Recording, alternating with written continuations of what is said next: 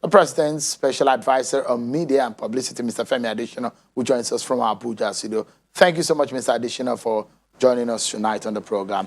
Let me perhaps begin the conversation in what may be some of the biggest story in the land as we talk today. And I'd like you to listen to a governor, the governor of Benue State, what is said as regarding the issue of security and the way and manner the federal government and the president is approaching things. Take a listen to the governor of Benue State, Samuel Ortom. When I talk, I was being castigated. I was being vilified. Nothing bad that was not said against me. I am this and that. But the reality is here. It is not just happening to Benue State today. It is happening to the entire country. Why is the federal government being silent about this Fulani man? Mr. Adesina, how does the president react, or what's the president's reaction to what Mr. Ortom has said? He's asked a specific question, that why is the president or the federal government silent on the killer herders, those who are carrying AK-47? If the governor will say that he hasn't heard the president speak on that matter, that's what he should make clear. It's not that the president hasn't spoken.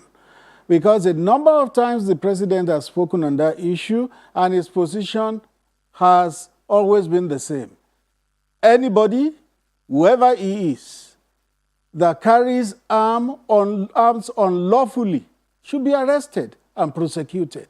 The president has said it countless times, and that is the position. No matter who he is, wherever he comes from, criminality is criminality. Anybody bearing arms unlawfully must be arrested and prosecuted. That's the position of the president.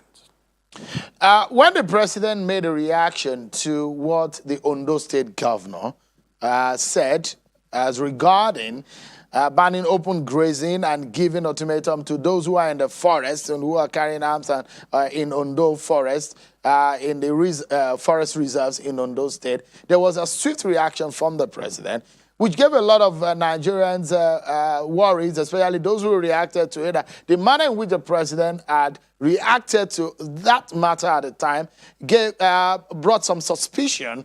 And so perhaps that's one of the reasons why he's speaking about this, and particularly because when fingers are pointed, especially to a particular ethnic stock where the president is also from, don't you think that there needs to be some very critical or categorical statement coming from the president that there is no endorsement of any sort of some of these bad behaviors? Every statement from the president is categorical. Anything the president says is categorical. So you don't need to ask for any categorical statement again. And many times he has spoken about this. Remember that some few days before the Ondo saga, there had been the Sokoto one, in which some people gave ultimatum to Bishop Hassan Kuka of the Catholic Diocese to leave town. The presidency was against it. Would we say the president spoke because Bishop Kuka was also Fulani? Not at all. Not at all. The president is the president of the whole country. And peace and security of the country devolves on him. And he must do everything fairly and impartially at all times. When the governor of Kano State, Abdullahi Ganduje, visited the president, some of the leaders of the APC in Daura, he made a very categorical statement. He's a Fulani man as well. And he said that one of the solutions or the solutions to this problem is to stop the movement of cattle or herders moving from the southern region of the country to the northern region of the country. There seems not to be a reaction of the federal government in this direction when there seems to be a major problem, but a governor of the APC, the ruling party, is giving an idea on how to resolve it, but there is no response or there is no backing from the president. How do you think Nigerians will react to it, Mr. Adesina? No. when you have knotty issues like this, many ideas will be proffered, many solutions will be canvassed. The president does not have to speak on each and every one of them. It does not have to. It was just an idea being proffered. It should be looked into. And if it is a consensus, then it should be adopted. But it's not that one idea comes and the president speaks on it. Another idea comes and the president speaks on it. Such must be a very talkative president.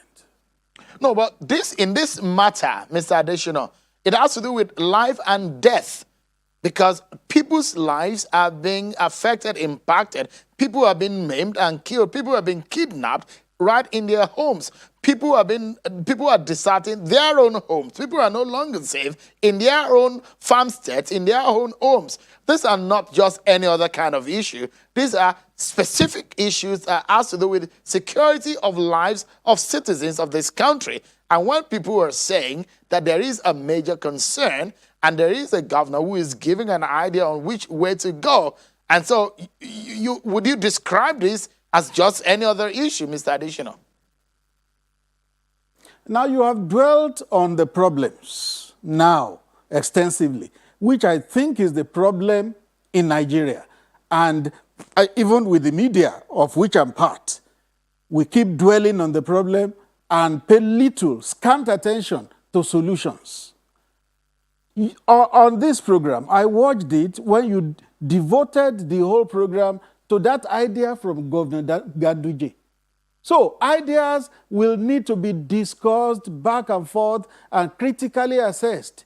It's not that when an idea comes, immediately you take it and you say, this is the solution. It never happens that way in a country. You must discuss things back and forth till you arrive at what you can call a consensus, something that will be generally acceptable. There was a time that the country seemed to have agreed that ranching was the solution to this problem. And when the federal government embraced it, some states began to say, no, we don't have land. We will not give our land for ranches. And before then, it had been generally agreed that ranching will be the solution. In fact, in most parts of the world, cattle are kept in ranches. But Nigeria is a peculiar country. When the federal government has no land, for instance, and if states say we don't have land for ranches, then another solution has to be found. So we need to discuss these things and appraise them critically until we get to what we can call the solution. But it's good that it's been discussed, and gradually I think we'll get there. All right, we are due for a break, but just in a few seconds before we go, so let us know, Mr. Adesina, what is President Buhari's position in terms of the way forward as we speak as of now to resolving the issue? Not only the fact that, let's stop this and let's stop, it's the fact that people are being killed. What is President Buhari's position now? His position has always been that anybody that bears arms unlawfully should be arrested and tried, irrespective of where he comes from. That is his position. And some other positions that have been canvassed on settling these issues, the president has spoken about them. The old cattle routes we know that have been taken over by civilization. So it means we will have to look into ranching. Governor Tom that you quoted earlier, I remember had spoken about ranching in the past. He has spoken about ranching in the past. But suddenly, he would then turn around and say, no, we don't have land again for ranches. At another time, they said Ruga settlements. People came up in arms and said, no, we don't have land for Ruga. Others will say, no, animal rearing is a private enterprise. Government must not be involved in it. It brings the question, are we interested in settling these issues and settling them permanently to the good of all the sides? That's something we must consider as Nigerians. Well, Mr. Adesina, you and I know that the issue of ethnicity is always a very touchy one in the country, and so it needs to be carefully handled. And perhaps the reason why a lot of Nigerians are worried is because President Buhari is from the ethnic stock where these fingers are being, perhaps they needed President Buhari to say to perhaps the Fulanis to say, the bad Fulani herders should stop. Perhaps that's what people are expecting. But I'll allow you to dwell more on that matter and some other issues when we come back from this break. Don't go anywhere, everyone. We'll get back talking on these matters. Thank you so much, everyone. Let's get back to the conversation with Mr. Femi Adesina.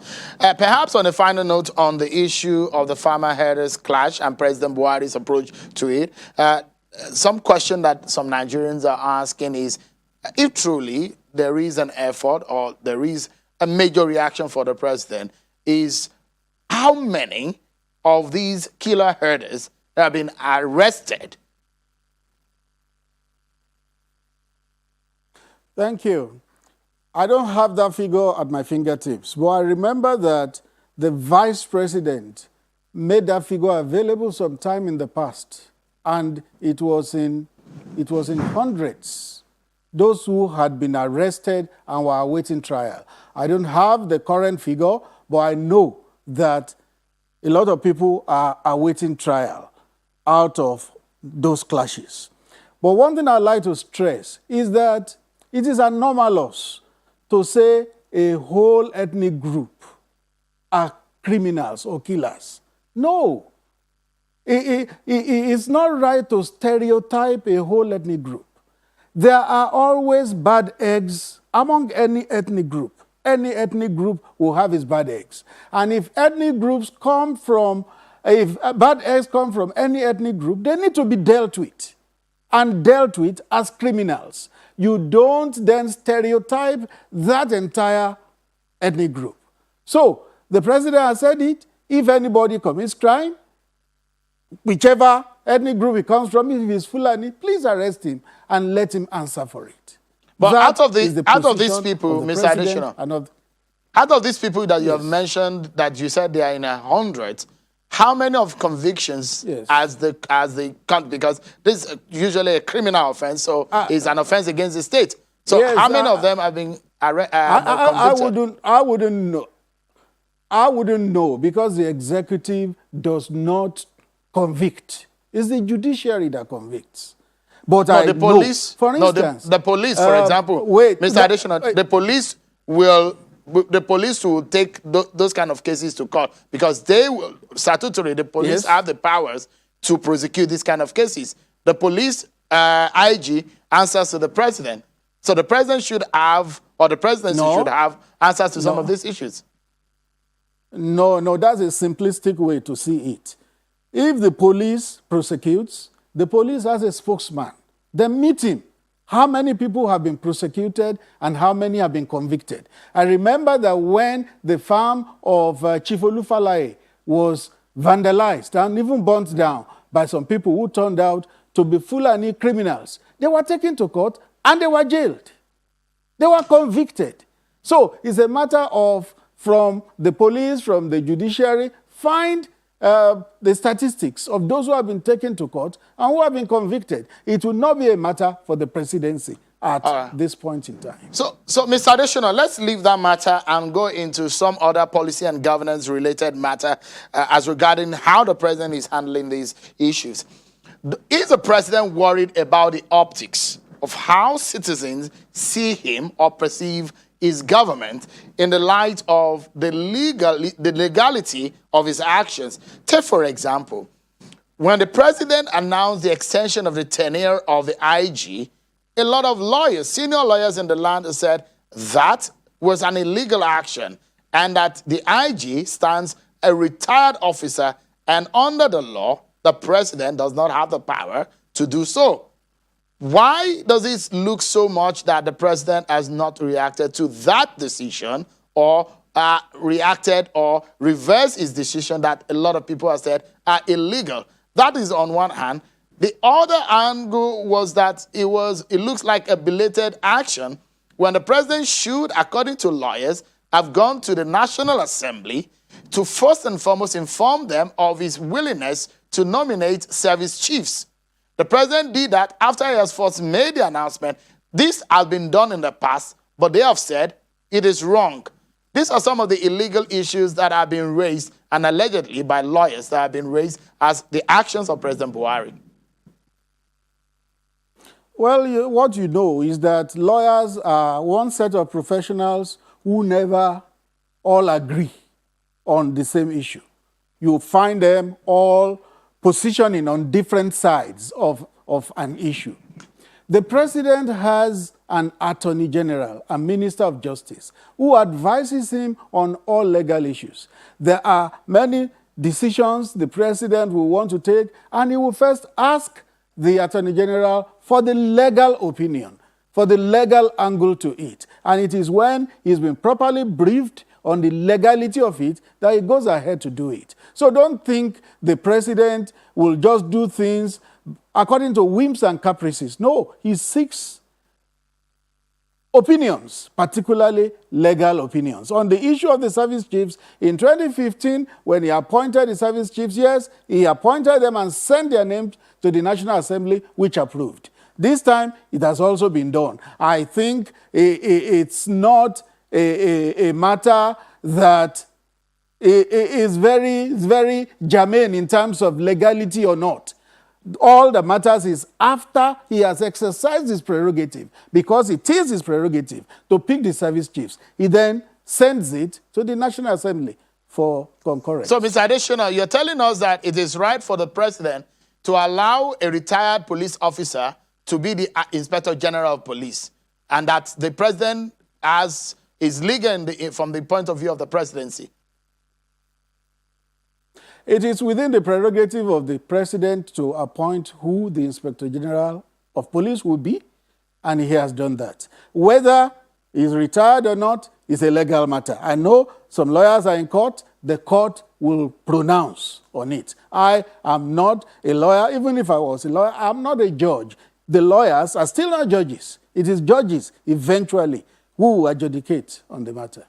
Thank you so much, Mr. Femi Adesina, but we have to leave it at that. Thank you for giving us your views on some of these issues and the position of the presidency on some of these national issues. Thank you indeed.